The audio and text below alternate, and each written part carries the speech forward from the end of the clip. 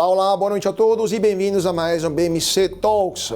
Hoje o papo será sobre economia verde, sobre finanças verdes e sobre essa revolução que está mudando e vai mudar cada vez mais o mercado financeiro no Brasil e no mundo. Mas vamos falar também de bancos internacionais, de bancos de desenvolvimento, bancos de fomento internacionais e locais. E para tudo isso temos um convidado especial aqui nos estúdios da BMC, que é o Sérgio Guzmão Sujudowski. Sérgio, muito boa noite e bem-vindo ao BMC Talks. É um prazer tê-lo conosco.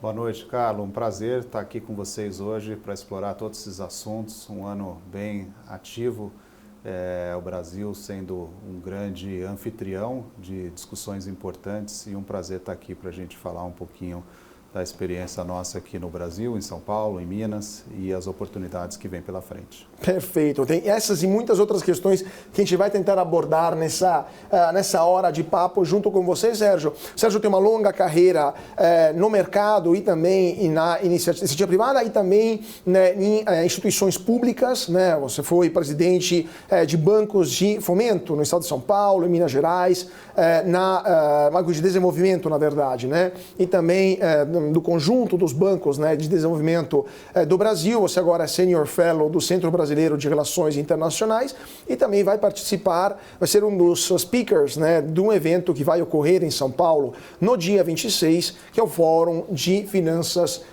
climáticas, né, que basicamente é um evento para discutir sobre essa revolução das finanças verdes. Vai ocorrer aqui no centro de São Paulo, aqui no Hotel da Bela Vista.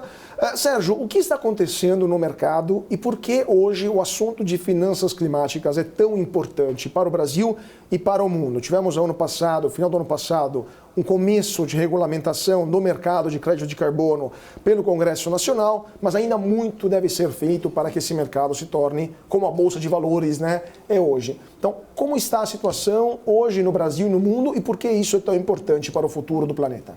Obrigado, Carlos. Bom, hoje a gente vive um momento de emergência climática, né? Esse tema tem dominado as principais discussões nos fóruns internacionais, seja nos encontros anuais do FMI, do Banco Mundial em Washington, no Fórum Econômico Mundial em Davos, nas discussões no G20, né, que reúne o grupo das 20 maiores economias do mundo, e o Brasil é o anfitrião presidindo o G20 nesse ano de 2024. E nesse contexto, então, eu vejo um interesse crescente pela iniciativa privada, inclusive. Não são poucas as empresas que hoje se beneficiam, inclusive, de emissão de títulos sustentáveis, de títulos temáticos. Diversos países fazem emissões e captam dívida também lastreadas nesses títulos. O Brasil, inclusive, acabou de fazer a sua primeira emissão, o Equador já havia feito, diversos outros países fazem com frequência para mobilizar recursos justamente no tema da adaptação, mitigação dos efeitos de mudanças climáticas e para usos relacionados ao tema da sustentabilidade em geral, seja na questão ambiental ou na questão social. Esse é um tema que domina. Inclusive, estava outro dia mesmo olhando um relatório anual de um dos maiores fundos de private equity do mundo, que está atuando inclusive no Brasil, mas tem a sua sede em Nova York, e eles têm uma equipe de mais de 20 pessoas que fazem investimentos especificamente na área de sustentabilidade, uma equipe chamada de Climate Finance, né? Uma equipe especializada em finanças climáticas, investindo em empresas que de alguma maneira ou produzem mercadorias alinhadas já aos acordos de Paris sobre mudanças climáticas ou nos seus processos, nos seus usos, nos materiais. Então essa é uma realidade que veio para ficar, ao meu ver. Pois é, vamos entender um pouco melhor, porque como você falou, o Brasil emitiu no ano passado, meados de 23, a primeira tranche de títulos, né, a primeira emissão de títulos verdes. Os juros, o próprio ministro Haddad comemorou, né, porque os juros que o mercado demandou foram juros de padrão europeu, né, juros muito menores do que a taxa Selic. E isso foi um bom sinal, ou seja, os mercados internacionais estão de olho em títulos soberanos, né, ligados a questões climáticas. Mas, ao mesmo tempo, como funcionam esses títulos? Ou seja, o Brasil emite uma dívida e se compromete a usar essa dívida para, por exemplo, reflorestar a Amazônia, para proteger espécies que estão em risco de extinção, ou se trata de um título que é emitido ligado à emissão de CO2, ou melhor, a captura de CO2 a partir da Amazônia, que depois empresas emissoras acabam utilizando para compensar suas emissões. Qual que é a dinâmica desses títulos? Então, tem títulos para os mais diversos usos. Inclusive, tem títulos que são baseados em performance, né, no sentido de atingir uma determinada métrica. Tem títulos que são lastreados no uso do recurso, então uso carimbado para determinadas atividades, por exemplo, energia renovável, todo tipo de atividade de baixo impacto ou até de impacto positivo, atividades relacionadas a soluções baseadas na natureza. Então, há uma diversidade grande de títulos. Eu tive até a oportunidade, a minha equipe, no Banco de Desenvolvimento de Minas Gerais, o BDMG, no final do ano de 2020, nós emitimos um título SDG, né, um título ODS, dos Objetivos do Desenvolvimento Sustentável. Era um título temático em que o uso do recurso era utilizado exclusivamente para atividades que contribuíam, né, com os ODS, e aí eu estou dizendo financiamento, na sua maioria, do setor privado, para empresas, então, na área de energia solar, na área de waste to energy, né, de energia resultante da reciclagem, reciclagem, exatamente. Sim. E nós fizemos essa emissão na Bolsa de Nova York. Então, um banco subnacional, público, de desenvolvimento, que teve a oportunidade de fazer uma emissão de 50 milhões de dólares. Esse foi o valor que nós levantamos. Na época, mais de 250 milhões de reais, mais ou menos o câmbio de hoje, aproximadamente. E fomos muito bem sucedidos com uma boa precificação também. Então, é um tema que ele já começa a ter uma expansão grande no Brasil, com empresas também maiores, listadas, alguns bancos privados que estão também utilizando esse recurso para financiar esse tipo de atividade, e o mercado já dá um desconto. E o ministro teve toda a razão em comemorar. Eu acho que foi um passo importante para o Brasil. Então, esse dinheiro, só para a gente entender, esse dinheiro que vocês emitiram, né, esses títulos que foram emitidos lá em Nova York, o Banco de Desenvolvimento de Minas Gerais utilizou para depois passar isso para a iniciativa privada, realizar atividades ligadas a, se não me engano, são 12, né, ou 14 objetivos da ONU. 17 objetivos da ONU, que não são apenas questões ligadas a mudanças climáticas, mas são questões, por exemplo, ligadas à igualdade de oportunidade entre homens e mulheres, entre outros pontos, né? Sem dúvidas. Muitos, claro, são ligados a questões climáticas, a água, a preservação da água, entre outras coisas. Mas, e depois, as empresas que receberam esses recursos devolveram para o Banco de Minas, que depois acabou pagando os investidores com juros lá em Nova York, é isso? Exatamente. E esses projetos que foram financiados, todos foram auditados, né? Houve uma auditoria para verificar que o uso do recurso foi exatamente aquilo contratado. E como é que as empresas ganhavam dinheiro com isso para depois pagar os juros? Assim, qual que era o modelo de negócio dessas empresas? Eram empresas, de fato, que atuavam no mercado com compra e venda de produtos, serviços, ou eram empresas assim, mais ligadas ao ambiente ESG, que não visa muito lucro? Não, em sua maioria, empresas que visavam o lucro, empresas que têm um bom patamar de retorno. Naquela época, uma carteira que possuía uma participação de energia renovável, sobretudo no norte de Minas, que é inclusive uma região da Sudene, né? Portanto, uma região de semiárido, mais pobre de Minas Gerais, mas onde há uma oportunidade por conta das condições de insolação e até os preços dos terrenos, de estabelecimento de muitos projetos de energia renovável, mas não somente isso. Como eu comentei, outras empresas de outras regiões do estado de Minas Gerais ligadas ao tema social, empresas também lideradas, micro e pequenas empresas lideradas por mulheres, também fomentamos aí uma carteira grande. Então foi uma utilização bem diversificada, foi um sucesso bastante grande, que a gente teve uma satisfação de fazer aquela emissão naquele momento, que foi pioneira, e depois fui procurado por várias empresas e outras instituições que quiseram replicar essa experiência, modelo, né? esse modelo. Agora, Sérgio, vou te fazer uma provocação só como jornalista mais chato nesse ponto. Sim. Eu fiz uma matéria ano passado analisando o retorno das empresas mais ligadas a assuntos ESG, isso na Bolsa Americana, claro que tem uns dados que são um pouco mais fáceis da gente poder analisar. E a maioria dessas empresas acabaram tendo um retorno menor do que os seus pares, que não se envolveram, não apenas em questões ESG, mas em questões de batalhas ideológicas, né, batalhas, vamos dizer, identitárias.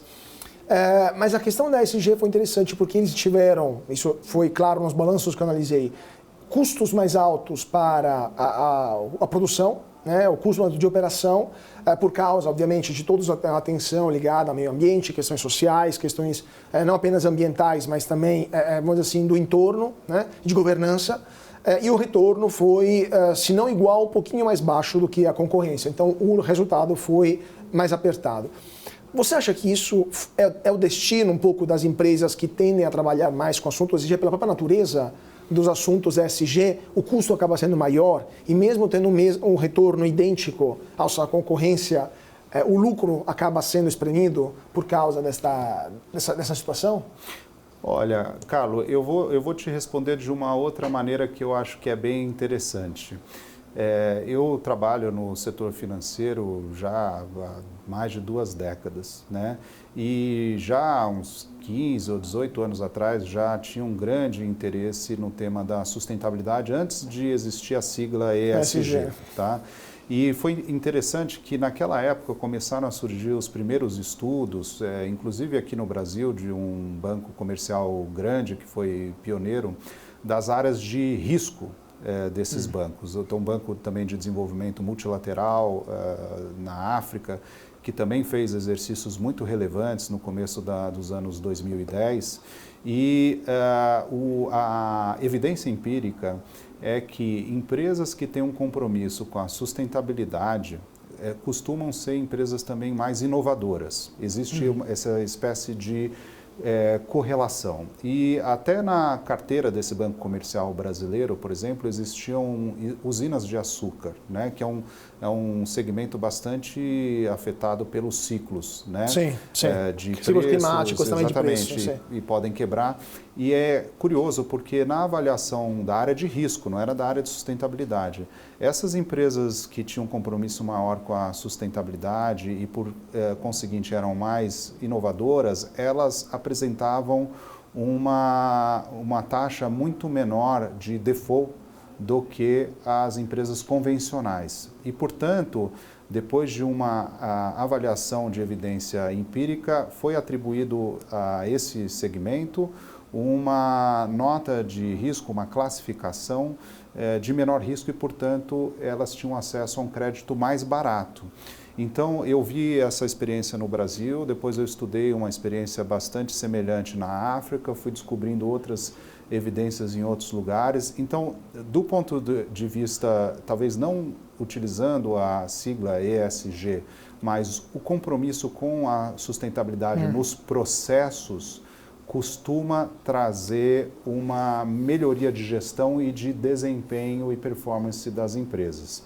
Dito isso, há um debate que eu acho que se tornou bastante ideológico, e eu acho que nos Estados Unidos ele é mais forte. A gente viu, inclusive, legisladores de alguns estados proibirem algumas coisas. No caso da Flórida, por exemplo. Flórida, eu acho que até proibindo os fundos de pensão estatais da Flórida investirem em algumas, nessa a Disney até, por exemplo. Sim. Então, eu acho que aí há um tema que se politizou e eu acredito que, como tudo no mercado em geral, nas empresas e no próprio comportamento humano, há exageros, por um lado, e há empresas também que não são sérias, né? Assumem compromissos ou assumem compromissos sem se dar conta de determinados custos, né? Às vezes num voluntarismo, sem realmente fazer uma jornada né, profissional e utilizando a boa metodologia. Então, eu acho que a gente tem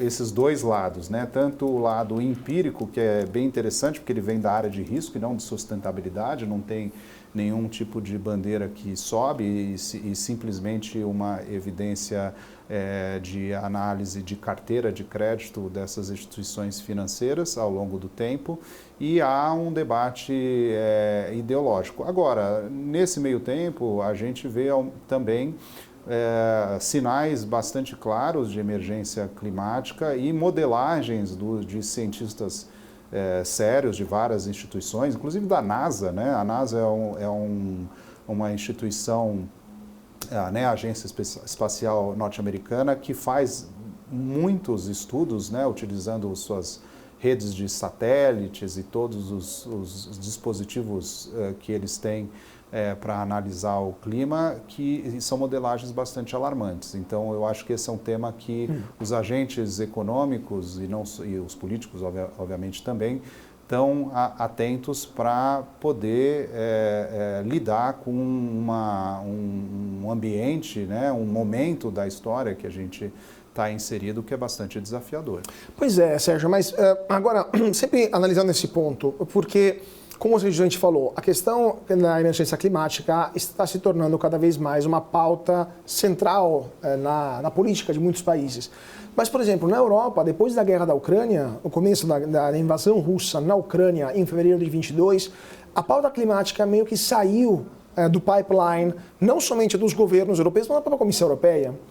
Agora a gente viu na Europa um protesto muito importante de agricultores, né, que teve o êxito, porque a União Europeia retirou a sua proposta de mudar as regras do setor agrícola, reduzindo em 4% a área que o agricultor podia usar, limitando também algumas questões com o gado, entre outras coisas. Mas muitos países europeus, pelo fim do fornecimento de gás russo barato e contínuo, voltaram a queimar carvão. E basicamente a Greta Thunberg saiu dos jornais noticiários da Europa inteira. Então você não acha que, assim, no primeiro stress test, né, no primeiro teste de estresse da vida real, ou seja, uma crise geopolítica que acabou afetando diretamente a vida cotidiana dos europeus, eles não tiveram, os europeus, mas poderia acontecer em qualquer outro país, assim, os cidadãos não tiveram nenhum problema em deixar do lado a pauta que até o dia antes era central e voltar a queimar carvão, por exemplo, que é o pior dos combustíveis fósseis, voltar a comprar petróleo e gás maciçamente dos países árabes e sem nenhum tipo de mudança radical, não mudaram o teor de vida, simplesmente mudaram o carvão, mudaram o combustível queimado. Né? Então, você não acha que essas questões, no final das contas, a vida real acabam não segurando a onda do impacto? Eu acho que uma guerra é uma situação emergencial, né? E, de fato, a segurança energética da Europa e uma dependência, em parte, das fontes, vamos dizer, de provisão energética, tanto russas quanto os dutos que passam pela Ucrânia, e há também o tema da segurança alimentar, né? A Sim, Ucrânia com grãos é um celeiro muito relevante, não só como produtor, e também a própria situação de Odessa, né? Como um ponto histórico de comércio. Ali naquela região, trazem uma situação bastante alarmante, né? E vem num momento, como você colocou, em que a Europa já havia assumido compromissos na sua transição de matriz energética relevantes. Então, eu vejo vamos dizer, essa pausa nessa transição como fruto da emergência. Por outro lado, a gente vê uma retomada do debate de outras fontes alternativas, até da discussão da energia nuclear, hidrogênio. Sim, hidrogênio verde, né? Tema. Mas olha que tema curioso. O que a gente vê também é que os países árabes, que são grandes produtores de petróleo, tem um interesse muito grande nas energias renováveis. Não foi à toa que os Emirados Árabes Unidos sediaram a COP, né, no ano passado, e fizeram talvez a COP mais grandiosa, com o maior número de participantes e demonstra todo o interesse em ter uma participação ativa nas negociações, na mediação, serem anfitriões. Agora nós vamos ter a próxima COP no Azerbaijão, que também é um país produtor de petróleo. Depois nós temos o Brasil, que também é um país produtor de petróleo, de alguma maneira, né?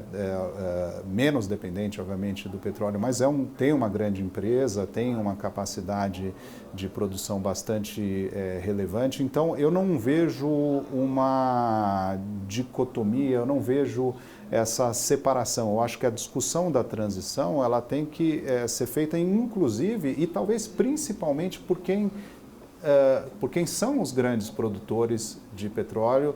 O mundo ainda vai depender dessa fonte de energia durante muito tempo, e essa fonte talvez possa ajudar a financiar a transição para uma economia mais sustentável nos anos que vêm pela frente. E eles têm todo o interesse, inclusive porque eles têm investido na geração de energia solar nos seus próprios países. Há países que não são exatamente produtores de petróleo, mas que têm uma ligação muito forte com o mundo árabe, fazem parte até de alguns dos grupos, como é o caso do Marrocos, que tem investimentos muito grandes no tema de energia solar, e para eles também uma diversificação de uma economia que é dependente, altamente dependente de um produto exclusivo. Então tem uma visão econômica aí também para eles. E outros países, obviamente, que já exauriram as suas reservas, como é o caso de um dos Emirados Unidos, né, de uma das... Sim, dos estados que fazem a federação. Dos estados que fazem a federação, né, Dubai hoje já é um estado, é muito mais um centro de comércio, serviços e financeiro do que efetivamente produção. Então, eu acho que esse é um tema que faz parte desse cálculo de um mundo que se descortina. E, por fim, eu queria só fazer um comentário, que é o tema da China. A China se tornou um país que tem uma liderança grande nessa transição energética, não só na fabricação de produtos, vamos dizer, painéis solares, carros elétricos agora, né? Carros elétricos, né? A gente vê inclusive com fábricas aqui no Brasil, mas também na sua regulação interna, financeira, com incentivos. Por exemplo, se você mora em Xangai, né? Eu cheguei a morar há vários anos em Xangai, você compra um carro novo. Se ele é um carro convencional, né? Movido a gasolina ou diesel, você entra numa fila que pode durar até 3 anos para ter o licenciamento desse carro, para ter literalmente a chapa para você poder circular. Se você compra um carro híbrido ou elétrico, você tem um licenciamento imediato. Então há um incentivo maciço para fazer essa transição, né? E essa é uma posição das autoridades chinesas. A poluição na cidade de Xangai e de Pequim, que era muito grande, com partículas no ar, na época eu era obrigado a usar filtros de ar dentro da minha casa, né, por conta dos meus filhos. Hoje houve uma redução bastante drástica nessa poluição, Ela melhorou muito. Então, a gente vê que há temas até de opinião pública doméstica que acabam afetando algumas das decisões do regulador chinês. Por exemplo, só para terminar esse ponto, depois eu queria voltar sobre a questão das finanças verdes no Brasil, com a regulamentação no Congresso e o que você espera para o mercado brasileiro. Mas, terminando essa questão, como você justamente falou, a China tomou medidas drásticas, quase draconianas, né? Em alguns momentos. Por exemplo, eu me lembro em 2008, já em 2008, quando teve a Olimpíada em Pequim, todas as fábricas em volta de Pequim foram obrigadas a parar as produções para que o céu de Pequim, pelo menos no dia da inauguração, ficasse azul, né? O céu normalmente é cinza lá. A China pode fazer isso porque é uma ditadura, né? Então a China tem o poder de coercisão na população. Você acha que esse tipo de atuação seria possível no Ocidente livre, inclusive no Brasil? Em alguns países da Europa já é proibido para carros não híbridos ou elétricos circularem em alguns centros históricos. Alguns dos centros das cidades agora são a 30 por hora, o próprio Paris agora é tudo 30 por hora. mas isso está provocando revoltas entre a população local. Como que, na sua opinião, o Ocidente vai conseguir lidar com isso? De um lado, a necessidade de diminuir o impacto ambiental de alguns comportamentos humanos e, do outro, uma revolta popular que, no extremo, levou, por exemplo, o governo holandês a cair no ano passado. E agora, na União Europeia, a revolta dos tratores.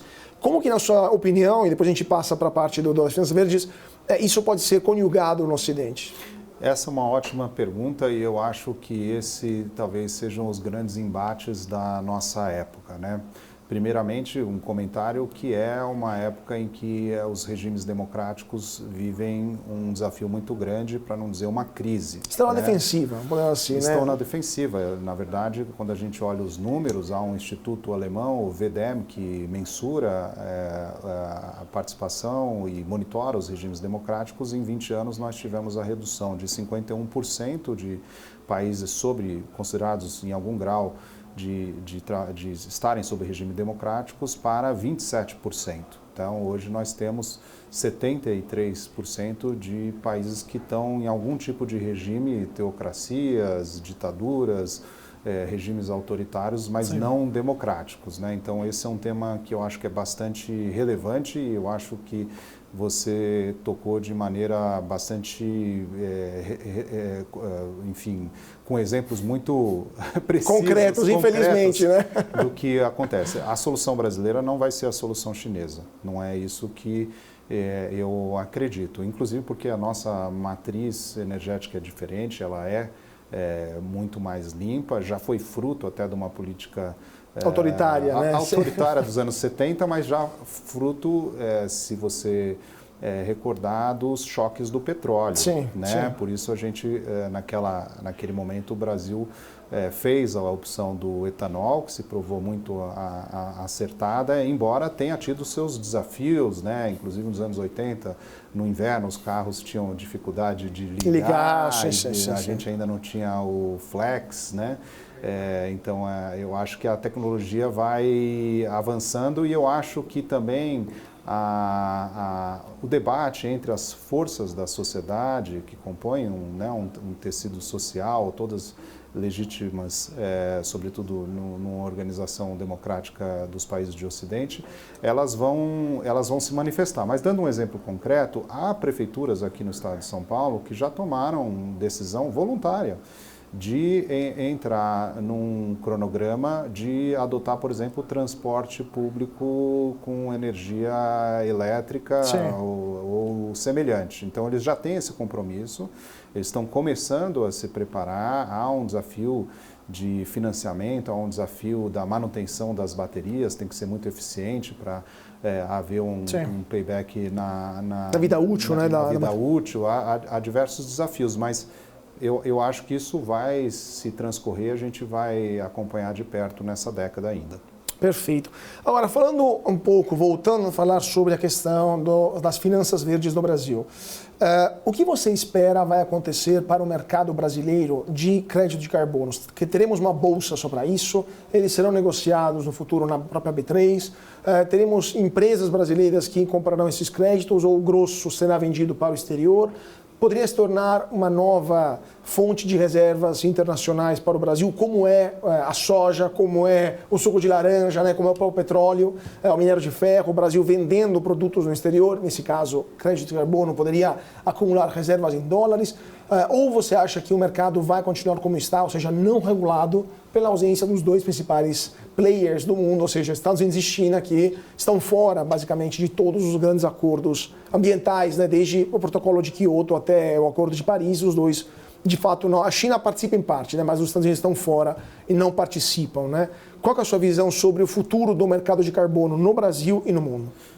Olha, Carlos, essa é uma discussão interessante, você mencionou Kyoto, né? A primeira vez que surge a discussão sobre o mercado de carbono e a tentativa de decolar com o mercado até na própria União Europeia, ela falhou, né?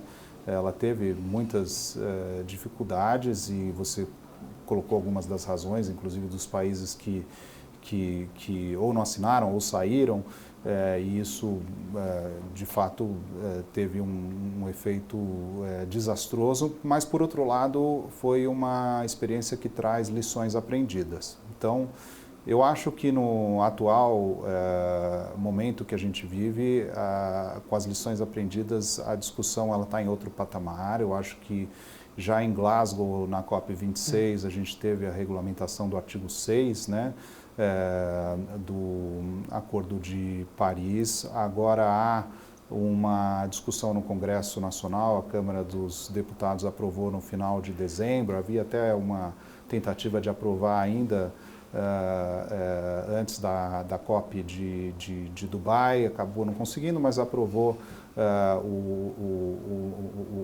vamos dizer, o texto que agora vai ao Senado do que é o Mercado Brasileiro de Redução de Emissões, né? Esse é o título nome, oficial, o título oficial desse, do instrumento criado pelo projeto de lei que vai ao Senado para discussão, e eu acho que o momento não poderia ser mais oportuno, dado que o Brasil está presidindo o G20 e que nós vamos ter uma série de debates técnicos, inclusive com experts internacionais, com a presença de lideranças políticas internacionais, técnicos, bancos de desenvolvimento que estarão no Brasil nas próximas semanas, inclusive no fórum que você fez menção que vai ocorrer aqui em São Paulo, e eu acho que isso vai trazer uma série de pontos de vista, de informações que vão ter um efeito na discussão que vai acontecer no Senado, e eu acho que poderá trazer uma maturidade para que o Brasil possa aproveitar essa oportunidade.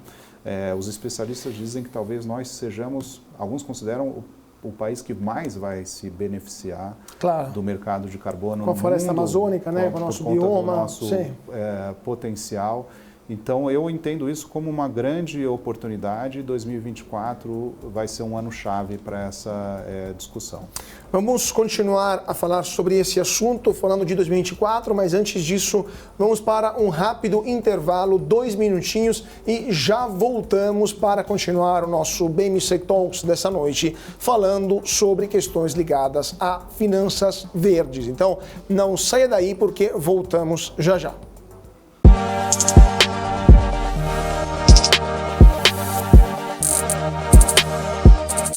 De volta para o BMC Talks, hoje à noite o nosso papo é sobre finanças verdes, sobre bancos de investimento, de desenvolvimento, aliás, aqui no Brasil e lá fora, com brasileiros que estão ocupando também esse papel. E temos também um brasileiro aqui no nosso estúdio que ocupou o papel diretor de bancos de desenvolvimento no Brasil, mas também a nível internacional. Sérgio, voltando ao nosso papo, você falou então da importância desses bancos, né? A gente começou o nosso papo explicando que você trabalhou, você foi presidente do Desenvolve São Paulo, que é o Banco de Desenvolvimento aqui de São Paulo, também no Banco de Minas Gerais.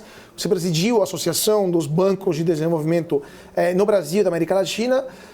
Primeiramente, o que você vê num banco, aliás, o que foi o seu legado no Desenvolve São Paulo durante o seu mandato de vários anos? Como estão os projetos que vocês financiaram, que são projetos que têm anos para maturar? E o que você acha que um banco, na sua opinião, de desenvolvimento deveria fazer, um banco como o Desenvolve São Paulo, por exemplo, internamente? Ótima pergunta, Carlos. Obrigado. Esse é um tema que, obviamente, eu sou apaixonado pela própria trajetória profissional e tive a oportunidade de trabalhar em 4 bancos de desenvolvimento diferentes ao longo da minha trajetória, não só os subnacionais, mas também o Banco Nacional de Desenvolvimento Econômico e Social, BNDES, e o Banco dos BRICS em Xangai. Os bancos de desenvolvimento, eles surgem, o primeiro deles talvez é a Agência Francesa de Desenvolvimento, né, que ainda não era exatamente um banco de desenvolvimento, mas surge no meio da Segunda Guerra Mundial, é criado pelo general de Gaulle, né, era chamada a Caixa da França Livre, né, então aquele momento em que você tinha o governo de Vichy, na França colaboracionista, e você existia um governo no exílio em Londres, com algumas dos territórios coloniais franceses pendendo para um lado e para o outro, e havia então esse primeiro Banco de Desenvolvimento. Mas a referência principal de Banco de Desenvolvimento é o Banco Mundial, que surge nos acordos de Bretton Woods, e o Brasil estava lá na sua fundação.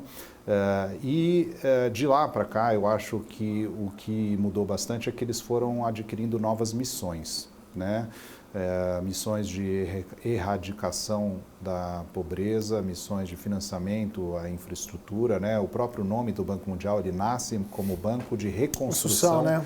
E Desenvolvimento, né? O primeiro projeto de financiamento do Banco Mundial, poucas pessoas sabem, mas foi na França, porque era uma França destruída, né? Claro, pela Segunda Guerra Mundial. Então, se a gente faz a gente acelera esse filme para 2024, eu acho que os temas hoje são os temas relacionados à desigualdade, às mudanças climáticas, mas alguns temas permanecem, educação, saúde, infraestrutura permanece sendo um tema bastante importante, água e saneamento, e também mesmo temas relacionados, por exemplo, à melhoria de governança nos governos, a próprio temas de reformas estruturais de países, é um tema que se ocupa alguns bancos de desenvolvimento, e eu acho que a beleza do Brasil é que ele tem um sistema com 34 instituições financeiras de desenvolvimento. Até mais do que o número dos estados brasileiros, né? Que são 26. São 27 né? mais Brasília. O Distrito Federal, então, sim, 27. Nós temos 34 agências. Temos 16 agências de fomento, temos 4 bancos de desenvolvimento, né? Que é o nacional, depois a gente tem 2 estaduais e 1 regional. É o Banco do Nordeste, no caso? No caso é o BRDE, que é o Banco Regional de Desenvolvimento do Extremo Sul. O Banco do Nordeste é um banco comercial com carteira de desenvolvimento, sim, mas ele está nesse grupo. Sim. Ele está nesse grupo, porque você tem alguns bancos públicos comerciais com carteira de desenvolvimento. É o caso do Banco da Amazônia, é o Banco do Brasil, a própria Caixa Econômica Federal tem essa missão na parte dos programas sociais e também do financiamento da casa própria, né? E infraestrutura municipal também, entre outros. Então, nós temos uma capilaridade num país em desenvolvimento, que é o Brasil, com tanta necessidade, muito relevante. E esse sistema, ele está pronto para mobilizar recursos que possam chegar na ponta, inclusive em parceria com bancos multilaterais de desenvolvimento. E o Brasil está num momento particularmente peculiar, porque entre os 10 principais bancos multilaterais de desenvolvimento, há brasileiros ocupando a presidência de 2 dessas instituições, que é o caso da Dilma Rousseff, que hoje preside o Banco dos BRICS, em Xangai, e do Ilan Goldfein, né, o ex-presidente do Banco Central Brasileiro, que preside o Banco Interamericano de Desenvolvimento. Então, é uma coisa bastante, um alinhamento aí de agentes econômicos do desenvolvimento muito relevante para potencialmente plugar e trabalhar com essa rede de capilaridade que o Brasil tem, talvez um dos países mais bem equipados no mundo inteiro nesse sentido. Pois é, o interessante é esse ponto, só para a gente terminar esse assunto. O Brasil, pela segunda vez que eu me lembro, consegue eleger, consegue nomear, né, consegue apontar lideranças em 2 grandes instituições internacionais. O único caso que eu me lembro recente, quando o Brasil conseguiu ter o presidente da secretário-geral da FAO, né, que era um brasileiro também, que era um agrônomo brasileiro, muito ligado ao presidente Lula, e também o presidente da Organização Mundial do Comércio, né? Foi no meados dos anos 10, né, dos anos 2000, mas depois daquele momento nunca mais o Brasil, na verdade nem antes o Brasil tinha tido tanta exposição internacional. Por que você acha que o Brasil hoje está tão presente? Foi só uma contingência, uma situação astral, assim, de conjuntura astral, que o Brasil conseguiu ter a presidência do Banco dos BRICS e a do BID, ou foi alguma razão pela qual o Brasil está ganhando mais espaço nessa questão a nível internacional? Olha, é difícil dizer exatamente que houve um planejamento, né? Eu estou dizendo isso porque a eleição no Banco Interamericano de Desenvolvimento, ela foi um imprevisto. Na verdade, o presidente anterior se viu numa série de investigações, né, que o próprio Conselho do Banco pediu. Ele acabou saindo antes do término do mandato, então abriu-se uma eleição extraordinária. E o governo brasileiro apresentou um candidato com enorme experiência internacional, que é o caso do Ilan Goldfein, que já era o número 2 do Fundo Monetário Internacional, já havia feito um belíssimo trabalho como presidente do Banco Central brasileiro, já havia sido diretor do Banco Central anteriormente e despontou como franco favorito nessa eleição, vamos dizer, fora de época, né? No caso do Banco dos BRICS, havia um cronograma de rotação, né? Então já era previsto que o Brasil ocuparia a cadeira da presidência, não há exatamente uma eleição, né? Há uma aprovação dos membros, até por certa rotatividade, mas né? Pela rotatividade, o Brasil já era, vamos dizer, o segundo na fila. Primeiro foi a Índia, né? E depois o Brasil sucede, e depois do Brasil a Rússia vai suceder, né? O Brasil. Mas a coincidência, e que já está produzindo colaborações entre essas instituições, né? Lembrando que não é exatamente o Brasil que preside, claro, né? São cidadãos... Claro. brasileiros que estão presidindo organismos que têm uma série de outros sócios, né? E o Brasil não é majoritário, né? Ele tem uma participação bastante relevante no Banco dos BRICS, né? Igualitária aos outros grandes, né? Agora estão entrando novos e pode aumentar, pode diminuir, né? É um banco multilateral que é liderado por países em desenvolvimento, isso é único, né?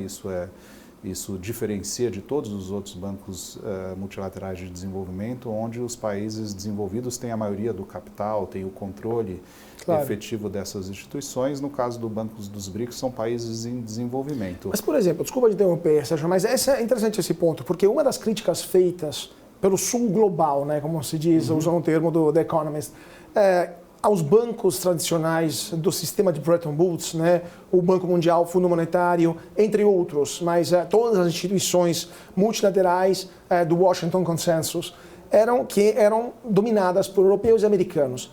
Mas a lógica do Banco dos BRICS não é diferente da lógica do Fundo Monetário e do Banco Mundial. Ele empresta para obter uma taxa de juros, um retorno, não empresta a título gratuito ou mantendo um prejuízo, né? Claro, o juro pode ser modulado, mas a lógica é sempre a mesma. O que muda, na sua opinião? Por que é tão importante ter bancos que são só feitos por emergentes e não tem uma presença dos ocidentais, do mundo, vamos dizer assim, rico, né?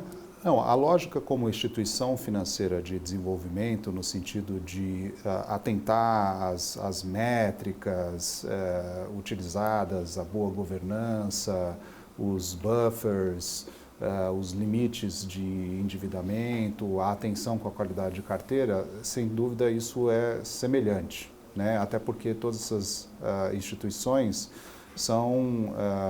recebem notas das agências de rating que são as mesmas. Porque depois eles emitem títulos que o mercado compra para financiar. Exatamente, né? Todos têm que ter atenção porque isso tem um impacto direto no custo do capital de deles, captação, né? do capital deles e, portanto, no custo efetivo que eles vão ter ao fazer os empréstimos. Dito isso, eu acho que há uma diferença muito grande no mandato, né, no tipo de inovação nos instrumentos financeiros, né, e na própria utilização das regras para a realização dos seus contratos. Então, por exemplo, o Banco dos BRICS usa o sistema de country systems. Então, em vez de impor o seu sistema, né, aos seus países membros, onde ele faz operações, ele tem esse diferencial de utilizar o arcabouço jurídico dos seus países membros como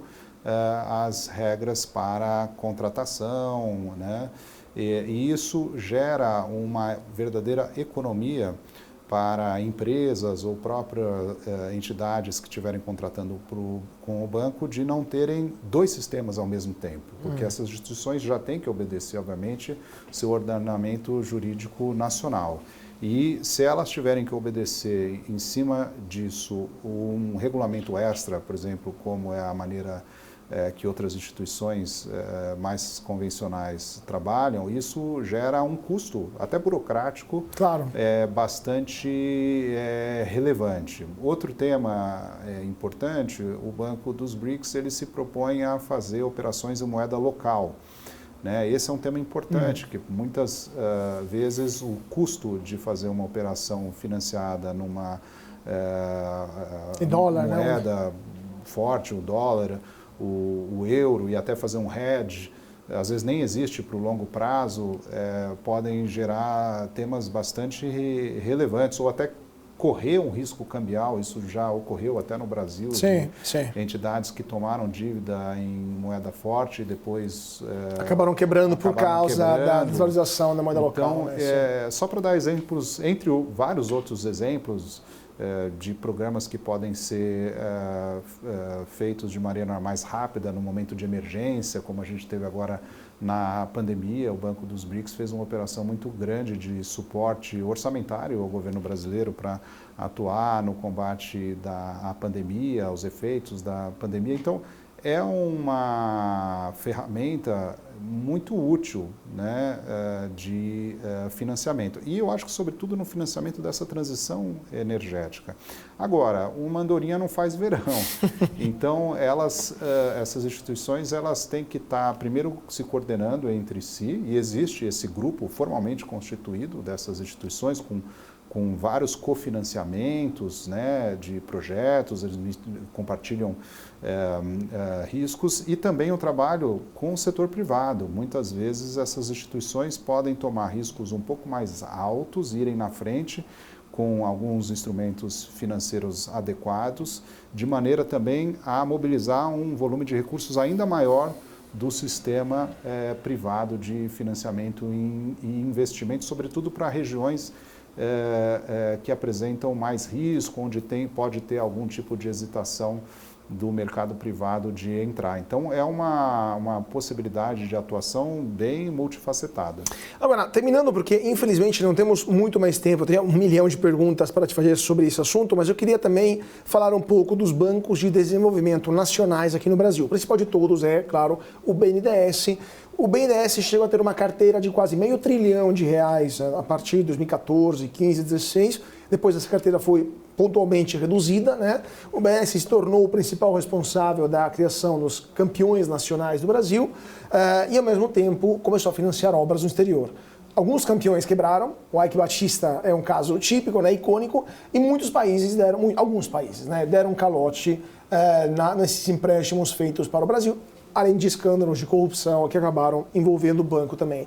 Na sua opinião, o que deveria ser o BNDES de hoje e de amanhã, né, agora com a nova presidência mercadante, no sentido de continuar, ou melhor, voltar à política de campeões nacionais, voltar à política, como ele mesmo disse, de voltar a financiar obras no exterior, ou aprender os próprios erros e se tornar um banco de financiamento de obras no Brasil para o bem-estar, para melhorar o bem-estar dos brasileiros? Olha, o BNDES primordialmente tem que estar financiando o desenvolvimento sustentável brasileiro. Ele é uma instituição com uma capacidade no seu corpo técnico, com uma experiência de muitas décadas de financiamento à industrialização, de financiamento ao mercado de capitais brasileiro. É uma grande plataforma, um grande laboratório de inovação e de financiamento ao desenvolvimento. Então, primeiro, eu acho que a gente precisa reconhecer que a gente tem esse instrumento e vários países do mundo utilizam bem os seus bancos nacionais de desenvolvimento. É o caso da Alemanha com o KfW, a França com o BPI, a Itália com o CDP, a gente falava. A Califórnia tem um banco público de desenvolvimento, o iBank, que funciona muito bem. A China tem um banco de desenvolvimento, a Coreia do Sul. Então, eu acho que esse é um tema importante de como é que você faz política pública de acordo com as prioridades e necessidades de um determinado momento histórico, né? A gente estava falando de várias necessidades do momento histórico que a gente vive hoje, são diferentes de quando o BNDES foi fundado lá em 1952, mas ele pode, sim, cumprir um papel maravilhoso, não só no financiamento, mas também com instrumentos de garantia, também na estruturação de projetos. O BNDES faz um trabalho fantástico na estruturação de projetos de saneamento e água, e os resultados estão aí para a gente ver, né, de ampliação do acesso desse tipo de serviço e atração até de investimento inclusive privado, nesse segmento tão chave para a economia. A minha opinião é que outros países lançam mão de instrumentos até público de financiamento à exportação. A União Europeia, vários países da União Europeia fazem isso. Sim. A China faz de seguro à exportação, financiamento à exportação e o Brasil deve fazer isso, obviamente, sob toda a vigilância e com toda a transparência e boa governança que esse tipo de operação exige. Então, assim, não é problema da operação, é problema de como ela foi feita no passado. Eu acredito que sim, que a questão é a gente olhar isso com um olhar muito técnico, entender qual é o jogo jogado internacionalmente, né, inclusive de participação. Os números indicam que aquele mercado que o Brasil tinha em várias regiões do mundo, na América Latina, ele foi ocupado por outros países e que tem apoio dos seus bancos de desenvolvimento, claro, ou equivalentes, ou de Exim Banks. Sim, se tornam instrumentos da política externa desses países. Né? Exatamente, mas obviamente isso tem que ser feito com muita transparência, com a diligência necessária de um país, inclusive, que vive sob um regime democrático e na utilização de recursos públicos. Né? É bem verdade que o BNDES ele financia serviços e obras no Brasil, né? Ele financia a empresa. E a empresa depois que vai aqui. lá fora. Sim. Mas eu acho que o cerne da tua pergunta tem a ver mais com o mandato mais amplo, né? Quando a gente fala de inovação. Quando a gente fala do tema da reindustrialização, que tipo de reindustrialização? Quando a gente fala de novas tecnologias, quando a gente fala, inclusive, no tema de novas tecnologias para o próprio agronegócio, do maquinário envolvido no agronegócio e outros temas de armazenagem, silagem, logística, eu acho que tem um papel aí chave para um banco de desenvolvimento, sobretudo em regiões onde há um maior risco, em que ele possa, às vezes, até liderar ou liderar até um sindicato de bancos, né, que é um grupo de instituições financeiras que podem compartilhar risco de um projeto para que a gente possa avançar nas regiões que a gente tem maior necessidade, inclusive nos grandes centros urbanos, em projetos de cidades inteligentes. Então, eu vejo um papel para um banco moderno do século XXI, não do século XX, né, com toda a governança, transparência que precisa ter, mas a gente trabalhar utilizando o melhor padrão que a gente vê internacionalmente com resultados maravilhosos. O Banco Europeu de Desenvolvimento, né, o BEI, ele financiou obras de infraestrutura ultra relevantes na União Europeia, inclusive o Eurotúnel, que liga a França à Inglaterra. Ele financiou a primeira vacina, né, contra a Covid, foi um financiamento importante. Eu sei que o BNDES, por exemplo, investiu na principal empresa que fabrica respiradores pulmonares, né? Se não tivesse investido lá atrás, quando nem se falava em Covid, quando surgiu a Covid aqui no Brasil, talvez a gente não conseguisse ter tido esse tipo de equipamento em volume para poder oferecer aqui no país. Então, a gente traz alguns exemplos de temas relevantes para o BNDES se envolver, inclusive no tema do mercado de carbono. Pois é, né? Só para terminar esse assunto, mas, por exemplo, questão de governança. Então, como é possível, agora tirando o BNDES, mas voltando aos bancos internacionais, durante as eleições na Argentina, um caso que veio à tona foi que o presidente Lula pediu para o CAF, né, ou a Caixa de Financiamento Andino, que, por sinal, o Brasil é membro, né, mesmo não tendo uma posição geográfica nos Andes, né, próximo, mas não exatamente nos Andes, o Brasil é membro e pediu para liberar $1 bilhão para o governo argentino se financiar um desastre econômico que estava acontecendo lá, com a fuga de capitais, com reservas internacionais negativas, entre outras coisas. Mas como foi possível, na sua experiência, algo desse tipo, que um presidente de um país membro ligasse para o banco e falasse, libera $1 bilhão para um governo aqui da região, porque eu quero, porque está tendo eleição, porque ele precisa de financiamento. Qual que é a governança? Existe uma falha de governança em alguns bancos internacionais que levam a esses casos? Foi um caso atípico? É normal isso acontecer na CAF? Eu não lembro de terem confirmado, mas eu vi nos jornais essa notícia.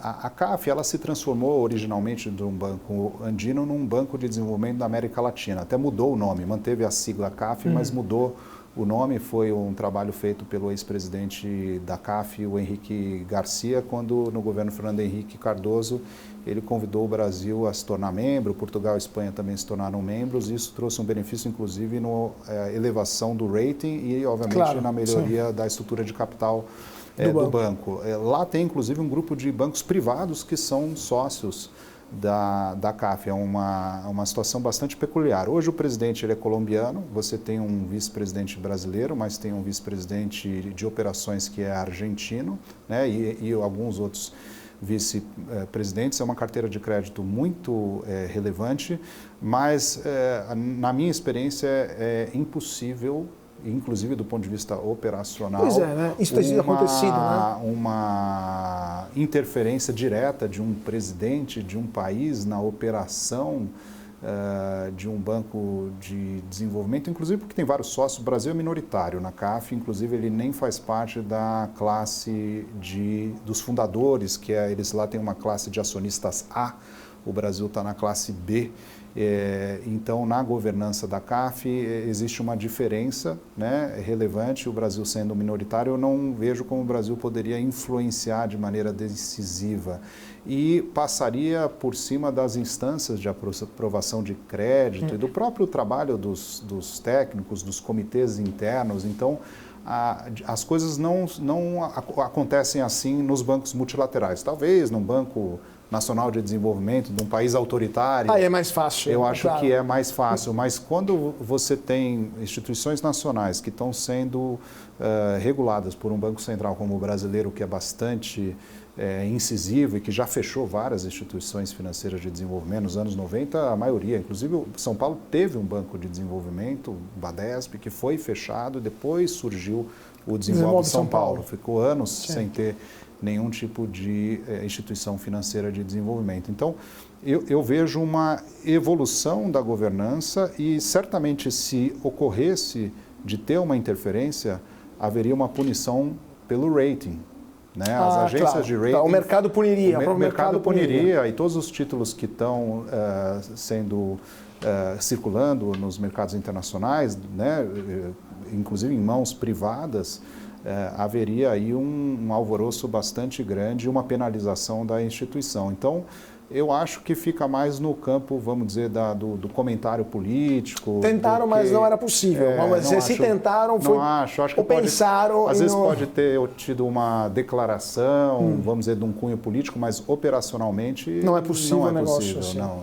Sérgio, eu teria muitas outras perguntas para te fazer, mas infelizmente nosso tempo se esgotou. Eu queria agradecer muitíssimo Sérgio Guzmão Chodorkowski, Senior Fellow do SEBRE, o Centro Brasileiro de Relações Internacionais, além de ex-presidente da Desenvolve São Paulo, entre outras coisas nessa longa carreira. Sérgio, foi um prazer tê-lo conosco aqui no BMC Talks. Obrigado, o prazer foi meu. Agradeço a audiência do nosso público aí distinto. Muito obrigado. Obrigado, Sérgio. Muito obrigado a vocês também que estão seguindo a gente aqui na BMC. Continuem com nossa programação e a gente se vê na terça-feira que vem com mais um Talks para falar de política, economia, finanças, negócios e internacional. Mais uma vez, muito obrigado a todos pela atenção. Uma ótima noite e até mais.